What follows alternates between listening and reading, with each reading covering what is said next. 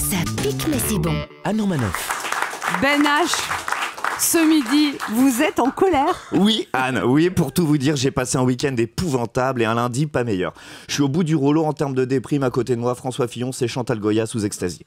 Mais voilà, je suis professionnel, alors je vais passer outre mes petits malheurs personnels et ne pas vous les infliger. C'est pour cette raison qu'il est hors de question de parler aujourd'hui de ma rupture avec Léa. Rupture qui ne regarde en aucun cas les auditeurs, alors ne comptez pas sur moi pour dire à l'antenne que c'est elle qui m'a quitté. Je ne tiens pas à me faire plaindre, même si je souffre énormément.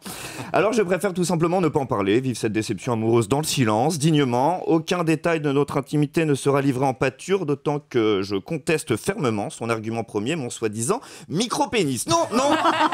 La France vaut mieux que ça, cette émission vaut mieux que ça. Ce micro a vu passer Christophe Barbier, Édouard Philippe, Franck Ferrand. Non. Ne comptez pas sur moi pour abaisser le niveau. Le sujet est clos. Voilà, je ne dirai plus rien dessus, si ce n'est bon courage à mon successeur dans le cœur de Léa, en la personne de Jérémy Lorca. Soi-disant un garçon plus sensible, oui, en langage féminin, ça veut dire mieux gauler.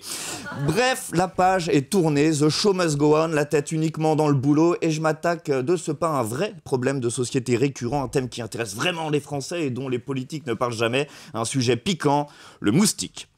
Parce que oui, c'est l'été, et comme chaque été, ils reviennent hanter nos oreilles avec ce son si désagréable qui vient nous vomir dans le tympan pendant de longues nuits. Oui, à l'instar des Magic System, le moustique est de retour. Les professionnels l'ont annoncé hier, cette année va être un grand cru. La prévision est très claire, on va se faire sucer tout l'été. Oh non, tu vas rendre Arnaud hyper joyeux. Pardon. Ça fait 3 jours que je me gratte, je ne dors plus. Comme je n'avais plus de citronnelle, je me suis même recouvert le corps de pulco citron. Alors pour les moustiques, c'est très bien. En revanche, attention, le sucre attire immédiatement les guêpes et les diabétiques. Niveau popularité, le moustique est à l'animal ce que Jean-François Copé est à la politique, 0,3% d'opinion favorable. Et encore, les 0,3% en question, ce sont d'anciens coureurs du Tour de France mélancoliques de la piqûre.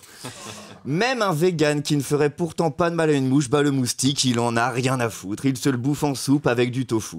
Et je me suis renseigné sur le moustique, toujours se renseigner sur l'ennemi. J'ai appris quoi? Surprise, il n'y a que la femelle qui pique. Coïncidence, je ne crois pas.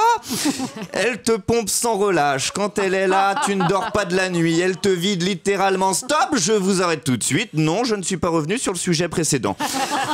Il commence par te susurrer à l'oreille, il passe une nuit avec toi, puis 2 nuits, puis il s'attache, il s'installe, il fait partie de ta vie, mais finit toujours par tout te pomper et même te donner des boutons. Et puis un jour, tu l'écrases sans prévenir, tu le fous en miettes et tu le mets dehors, tu lui jettes ses affaires par la fenêtre en le suppliant de repartir chez sa mère, en te demandant comment tu as tenu si longtemps avec lui et son micro-pénis de moustique. Oui, là, je suis revenu sur le sujet précédent.